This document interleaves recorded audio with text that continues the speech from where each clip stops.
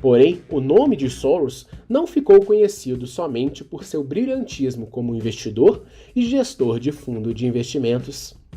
Mundialmente, George Soros ganhou notoriedade no ano de 1992, quando esteve à frente de uma operação financeira feita na Inglaterra, considerada uma das mais bem-sucedidas da história.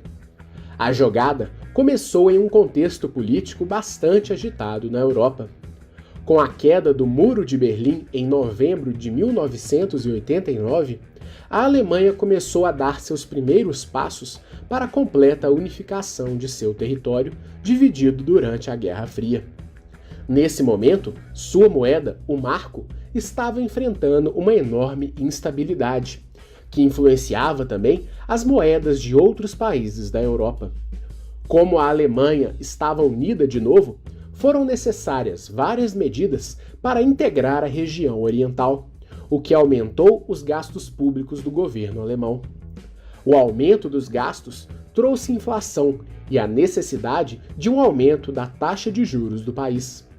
Na ocasião, a Europa dava seus primeiros passos para a criação de uma zona de comércio entre seus países, e uma das medidas adotadas foi feita em 1979, com a criação de uma taxa de conversão entre as moedas europeias, chamada ERM, buscando manter um equilíbrio entre as moedas de cada país.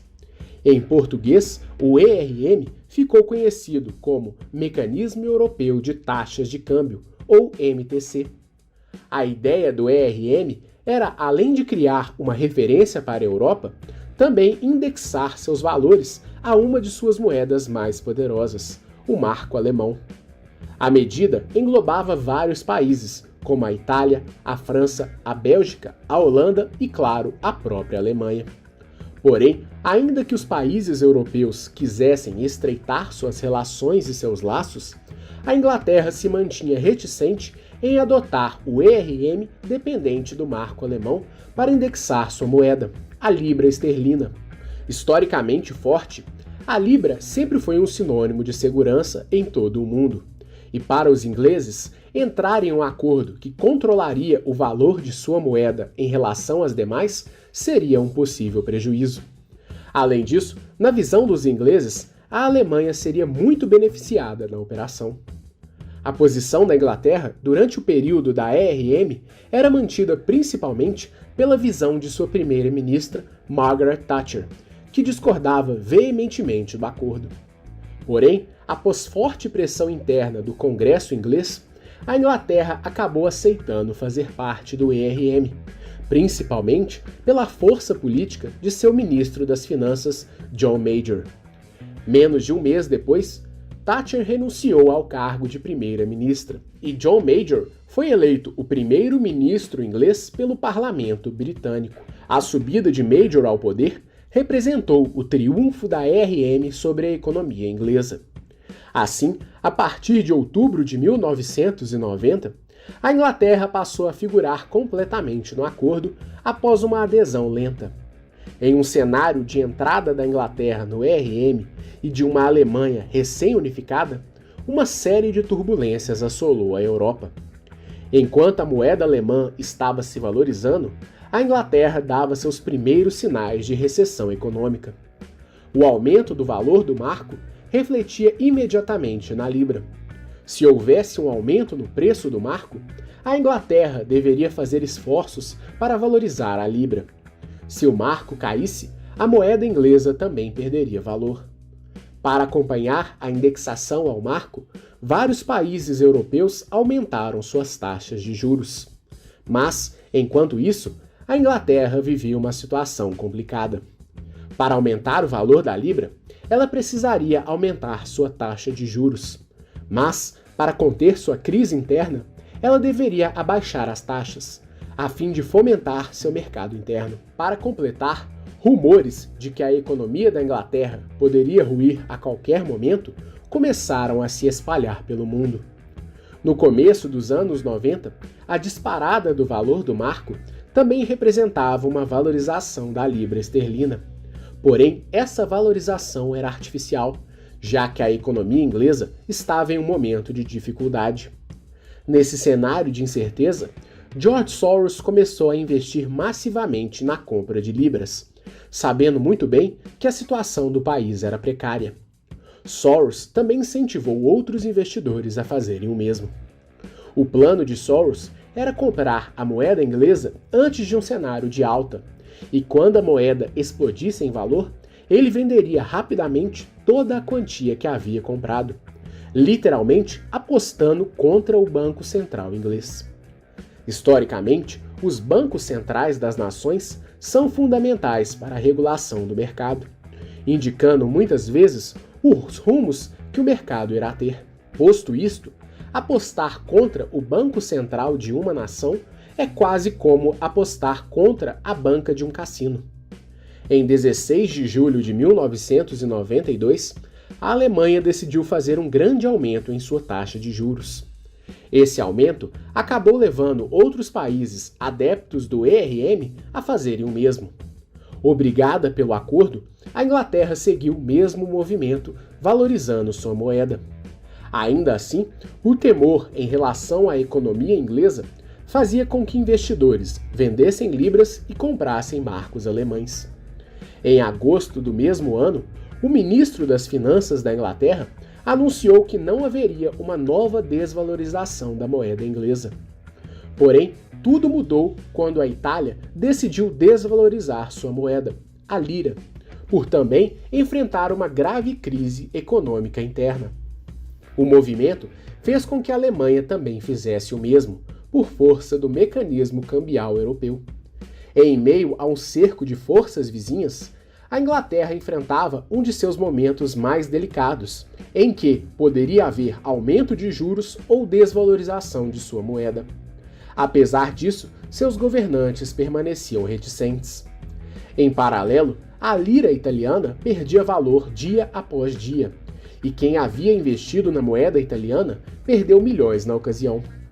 Em 15 de setembro de 1992, o governador do Bundesbank, o Banco Central da Alemanha, teve uma conversa informal com um jornalista, em que afirmou que novas desvalorizações cambiais seriam necessárias para que a economia alemã se estabilizasse.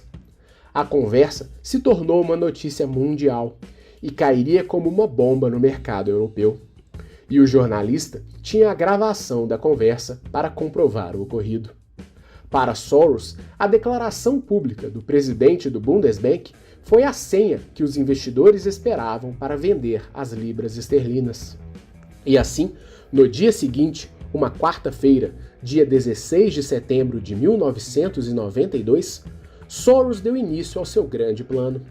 Se aproveitando da diferença de fusos horários entre os Estados Unidos, de onde operava, e a Inglaterra, Soros começou a operar seu plano, para que suas reservas de libras fossem vendidas integralmente no começo do pregão do mercado europeu. Para conseguir lucrar na jogada, Soros conseguiu negociar a venda de 10 bilhões de libras, um valor que na ocasião ele não possuía. A venda das libras consistia em uma operação financeira chamada de venda a descoberto, ou short selling, em que o investidor vende ativos que não tem por um preço mais alto do que o preço que ele deseja comprar em um futuro próximo. Desse modo, Soros negociaria a venda de libras por um preço alto, sabendo que ao final do dia poderia recomprar as libras por um preço muito menor do que o preço que venderia a moeda inglesa. Foi assim que, na abertura do mercado, Soros vendeu todas as reservas do Quantum Fund, e o valor que não possuía, quando a libra estava com o preço mais elevado naquele dia. Começando a venda massiva da moeda inglesa, outros investidores também decidiram aderir ao plano de Soros. Com a crescente venda de libras, pouco a pouco a moeda inglesa passou a ter uma desvalorização sem precedentes para um único dia. A cada nova venda, o pânico se instalava no mercado europeu. Para completar, Soros e seu fundo passaram a comprar marcos alemães, forçando ainda mais uma desvalorização da moeda britânica. Enquanto o investidor operava, o Banco Central inglês foi pego de surpresa e começou a comprar sua própria moeda dos investidores, na busca de aumentar suas reservas internas e estabilizar o valor da libra. Se houvesse menos oferta de libra no mercado, o valor da moeda poderia aumentar, e os ingleses apostavam que poderiam reverter assim o pânico do mercado. De hora em hora, o Banco Central autorizava novas compras, e o prejuízo para a economia inglesa só aumentava, tentando, de certa forma, estancar a sangria daquele dia. Ao mesmo tempo, havia uma esperança dos investidores de que a Inglaterra anunciasse sua saída do ERM, para enfim deixar de ser refém do mercado europeu que sufocava em definitivo sua economia. Enquanto a saída não ocorria, o Banco Central tentou aumentar a taxa de juros diversas vezes, com a esperança de assim aumentar novamente o preço da libra. Em paralelo, George Soros voltava à ativa, e agora passava a comprar libras por um preço extremamente menor do que tinha vendido no começo do dia. Porém, os esforços do governo e do Banco Central não foram suficientes, e ao final do pregão do mercado, a moeda inglesa teve a maior perda de sua história, marcando o dia que ficou conhecido como a Quarta-feira Negra. Ao final daquele dia, o primeiro-ministro inglês anunciou que, além de um novo aumento da taxa de juros, a Inglaterra deixaria o ERM para sempre. Por conta desse evento, a Inglaterra nunca mais se associou a outros países em um mecanismo monetário desde então. E por esta razão, os britânicos não adotaram o euro como moeda oficial como os demais países da União Europeia. Curiosamente, poucos anos após o abandono da ERM, a libra teve uma valorização enorme e se tornou ainda mais forte do que antes de aderir ao mecanismo. Em meio ao caos financeiro, George Soros e seu fundo terminaram o dia com um lucro de 1 bilhão de libras. Entretanto, o prejuízo final da operação como um todo fez com que a Inglaterra perdesse mais de 3,4 bilhões de libras, algo como 12 libras por cada habitante inglês na época. O evento, considerado a maior operação de trading da história, deu a George Soros a alcunha de o homem que quebrou o Banco Central inglês. A jogada mostrou ao mundo a força e as capacidades de Soros como investidor, e também fez com que as pessoas começassem a levantar as primeiras críticas acerca de seu caráter.